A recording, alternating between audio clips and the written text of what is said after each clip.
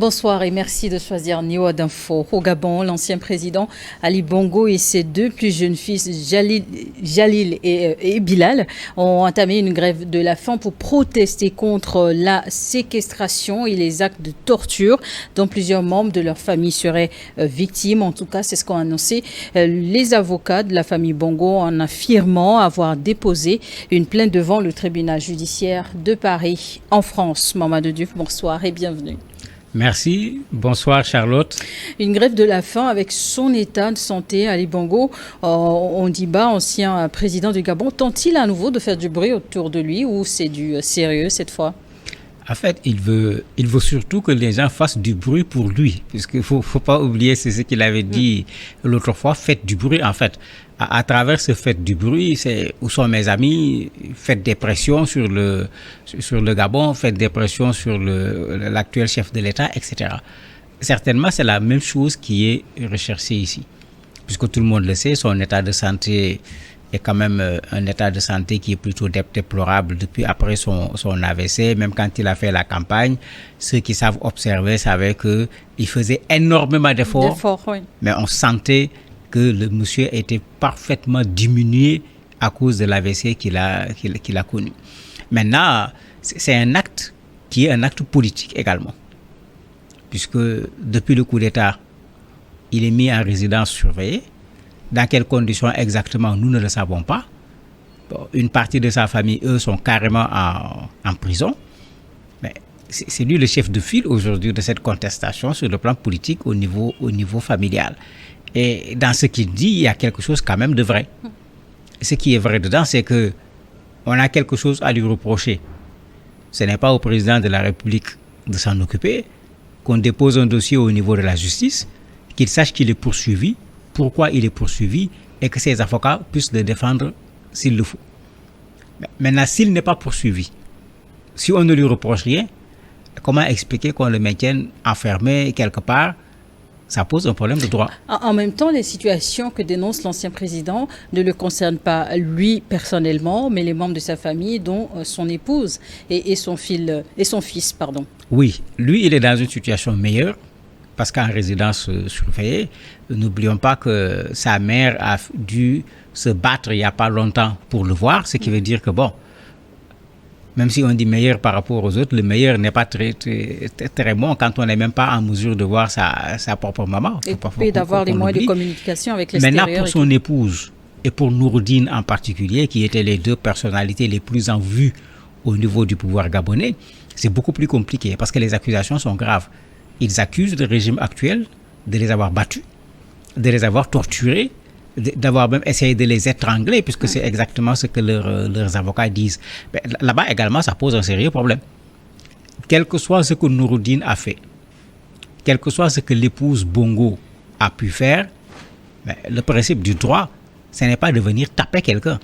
Non, c'est de faire un dossier, de mettre dedans des preuves, d'amener la personne devant la justice et de laisser la justice faire son travail. Mais ce qui est en train d'être fait, il faut le dire clairement, c'est inadmissible. C'est inadmissible. Comme vous le dites, il revient à la justice gabonaise de faire son travail, mais justement, en même temps, l'ancien président a maintenu en résidence surveillée depuis sa chute en août 2023. Mais est-ce qu'on sait s'il est situé ou pas du sort qui lui est réservé, ou sinon, que comptent faire les autorités gabonaises de l'ancien président? Mais ça fait partie de ce qui pose le plus de problème. Pour son épouse, pour son enfant, ils ont parlé de poursuites judiciaires. Ils ont été entendus. Vous voyez, ils sont déjà en situation de détention provisoire. Là-bas, le problème juridique ne se pose pas trop, puisqu'il y a quand même une procédure. On ne peut pas amener quelqu'un en prison sans pour autant passer d'abord par la case justice. Donc, il y a un début de procédure qui est là. Ce dont il se plaint pour son épouse et pour Nouroudine, c'est les maltraitances qu'ils ont eu à subir. Et sur ce plan-là, il a parfaitement raison. Maintenant, pour son cas, on est, en tout cas, moi, je ne suis au courant d'aucun dossier le concernant sur le plan juridique. Et c'est de ce côté-là que cela pose problème. Est-ce que, le président actuel a encore une certaine considération par rapport à l'ancien président, puisqu'il a été son protégé, donc il l'a mis en retraite forcée? C'est-à-dire, on l'enlève de la présidence, mais on le met quand même quelque part. C'est là où maintenant, l'ancien président Bongo est en train de montrer qu'il est encore un homme politique, puisque le président actuel doit aller en France dans quelques jours. C'est l'occasion pour faire en sorte qu'arrivé en France, qu'on l'interpelle, puisque la France aime interpeller les présidents de République sur les questions de droit de façon générale. C'est déjà ça. La deuxième chose, ils sont allés plus loin. Ils ont introduit une deuxième plainte. Parce qu'il faut le dire, Omar Bongo a la nationalité française. Sa femme, elle est carrément française. Nourdine a la nationalité française, etc. Donc ceux-là ont la possibilité également, au niveau des juridictions françaises cette fois, en tant que citoyen français, d'essayer de faire agir la justice française. Et ici, il y a également il y a cet aspect qui est là, puisque c'est en France qu'ils ont déposé cette dernière plainte pour se plaindre des sévices, etc. Est-ce que cette fois, justement, cette plainte déposée va aboutir, puisqu'on sait qu'en septembre dernier, l'épouse de l'ancien président avait également entamé des démarches, une plainte déposée, mais qui avait été classée sans suite? Oui, ça n'avait pas abouti, mais on n'était pas en face des mêmes éléments. Cela n'avait pas abouti, puisque quoi qu'on dise, être citoyen français ne signifie pas avoir le droit de faire ce qu'on veut là où on veut. S'il y a un dossier judiciaire, c'est pourquoi je disais concernant la femme, concernant Nouroudine, il y a quand même une procédure judiciaire en bonne et due forme. Ce que la France peut faire dans ces conditions, c'est demander à son ambassadeur au niveau du Gabon de suivre le dossier pour que les droits de ces citoyens français soient respectés. Je ne crois pas que la France sera en mesure de faire mieux que ça. Maintenant, comme on le sait, entre États, on peut négocier des choses. On va se retrouver du jour au lendemain avec l'épouse, puisque elle, au moins, elle est plutôt française que gabonaise qui retourne en France. Prenez le cas de l'avocat Juan Branco à Dakar. D'accord. Le Sénégal a préféré se débarrasser du monsieur que d'avoir des problèmes quand le monsieur a décidé de faire une grève de la faim au niveau du Sénégal. Puisque il se retrouve avec des problèmes au Sénégal, mais ça devient aussi un problème entre la France et le Sénégal. Justement, parce que c'est un citoyen dans français. le même cas, Gabon et la France, vu que des membres de la famille Ali Bongo détiennent également la nationalité française, est-ce qu'au-delà, cela ne risque pas également d'impacter les relations entre les deux pays? Ça dépendra de ce qui va se passer, parce que pour le moment, je ne vois pas trop de problèmes entre la France et le président actuel. Le président actuel n'a aucun intérêt à se brouiller avec la France, parce que contrairement à ce qui s'est passé au Mali, au Niger, au Burkina, on a vu une France, j'allais dire, très bienveillante par rapport au coup d'État qui s'est passé au Gabon. Donc vraiment du 2 poids, 2 mesures. Ça, c'est une première chose. La deuxième chose, la France qui perd pied partout en Afrique, va-t-elle courir le risque pour 1, 2 ou 3 citoyens français pour perdre le Gabon? Avec tout ce qu'on connaît, pétrole, bois, etc., qui sont exploités là-bas par la France, je ne le crois pas du tout. Certainement, on ne risque pas d'en parler lors de la conférence de presse, sauf bien sûr quand c'est les journalistes qui vont soulever la question. Et ça fait partie de ce que le président Bongo cherche, se remettre au devant de l'actualité pour qu'on en parle. Mais si ce n'est pas les journalistes qui soulèvent la question, on en parlera peut-être. Mais je ne crois pas que ça va faire partie du compte rendu ou bien du communiqué commun qui va être signé s'il y en a. Ça veut dire que quelque part, on peut s'entendre et voir qu'est-ce qu'on peut faire. Améliorer un peu les conditions de détention. On envoie l'ambassadeur qui vient montrer que la France a fait un pas. Après son passage, on améliore un peu les conditions de détention pour montrer que la France n'a pas abandonné ses citoyens. Mais dans le fond, on ne change pas grand-chose. Je crains qu'on soit plus dans cette situation-là, parce qu'aujourd'hui, la France a besoin du Gabon et le Gabon a besoin de la France. Donc, on va aller plus vers une entente que vers un conflit à cause de la famille Bongo, à mon avis. Mamadou Diouf, on va peut-être aussi un peu anticiper sur cette visite prochaine du président gabonais en France. On s'en souvient, le général Brice Oligui Nguema arrivé au pouvoir en août 2023 par un coup d'État. Et la France, contrairement dans les autres pays qui avaient également connu des coups d'État, a mis du temps pour réagir. Quelle analyse faites-vous de cette visite annoncée? En fait, je vois Macron doit être content actuellement, puisqu'il n'y a pas longtemps, il y a eu le président centrafricain qui est parti. Il attend le président du Gabon.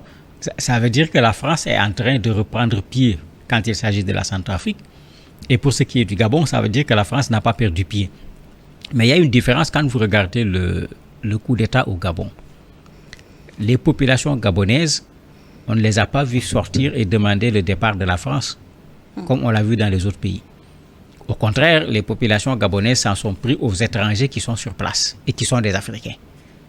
Je ne sais pas si vous avez vu les conclusions de leur assise, de leur dialogue national, mais beaucoup de conclusions au niveau de ce dialogue concernent les populations étrangères et vont dans le sens de durcir les conditions de séjour d'un étranger au Gabon, de durcir également les conditions de travail d'un étranger au niveau du Gabon.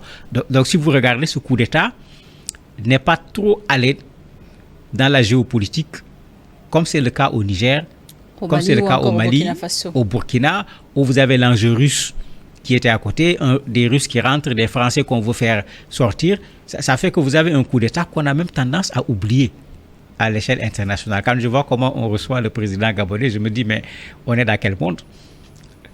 On dénonce les coups d'État. Une visite à moins d'1 an de l'arrivée du président Oligui Nguema, est-ce que cela témoignerait de la proximité entre les deux pays?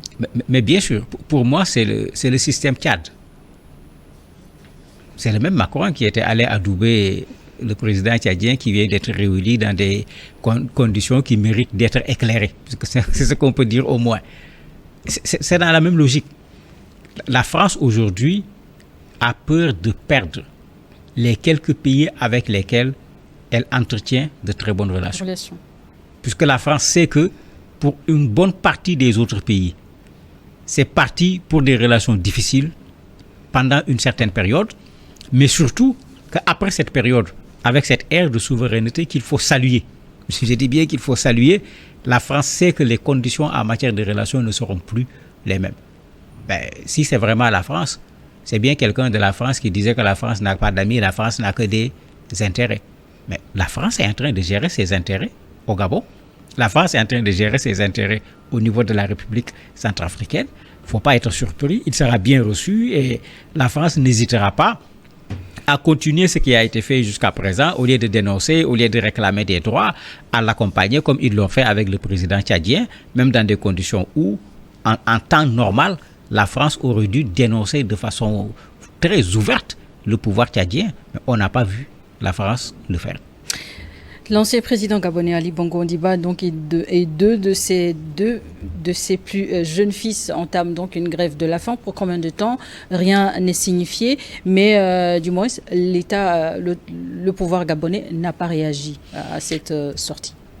On n'a pas encore de réaction. C'est vrai que c'est tout récent. Hein. Ça vient juste de commencer. Ouais. Et comme j'ai dit, le tempo, le timing n'a pas été fait au hasard, puisque s'il y a une conférence de presse commune, si on donne du temps aux journalistes, ça m'étonnerait qu'au moins un journaliste ne pose pas la question de la famille Bongo. Est-ce qu'il n'y a pas lieu aussi de s'inquiéter vu l'état de santé, hein, comme vous l'aviez souligné, de l'ancien président? C'est son état de santé certainement qui explique même la situation dans laquelle il se trouve. Parce que s'il faut mettre Ali Bongo avec ses 65 ans dans un procès, si vous terminez avec le procès, vous allez le mettre dans une prison dorée. Puisque vous le mettez dans des conditions d'emprisonnement normales, il est clair que vous aggravez sa situation. Et souvent, un pouvoir qui réfléchit doit savoir éviter de se créer des problèmes. Parce qu'on ne le souhaite pas, mais même une mort naturelle de Ali Bongo, on vous accusera de l'avoir tué. À plus forte raison si vous le mettez dans des conditions où on peut constater qu'il y a une dégradation de son état de santé, etc. Donc c'est pourquoi je me dis que l'État gabonais est en train d'éviter de se créer un problème avec quelqu'un qui a déjà reçu à la limite une certaine sanction. Ils sont en train de voir la réalité, puisque beaucoup de gens ont fait des grèves de la faim au Gabon, pendant que eux, ils étaient au pouvoir. Aujourd'hui, c'est le revers de la médaille. Le revers de la médaille. beaucoup de gens ont fait de la grève de la faim au Gabon pendant qu'ils étaient au pouvoir. Ben, ils ont l'occasion eux aussi de faire face à l'autre réalité qui était là, qu'ils n'avaient pas tenu compte. Ben, ça doit servir également de leçon à ceux qui veulent diriger, tout comme à ceux qui dirigent actuellement. Ben, la page tourne. Il est bon de savoir où se mettre pour que quand la page tourne, qu'on reste à sa place au lieu de se retrouver dans une autre place. Merci d'avoir accepté de répondre à nos questions. Merci à vous également de nous avoir suivis dans Décryptage.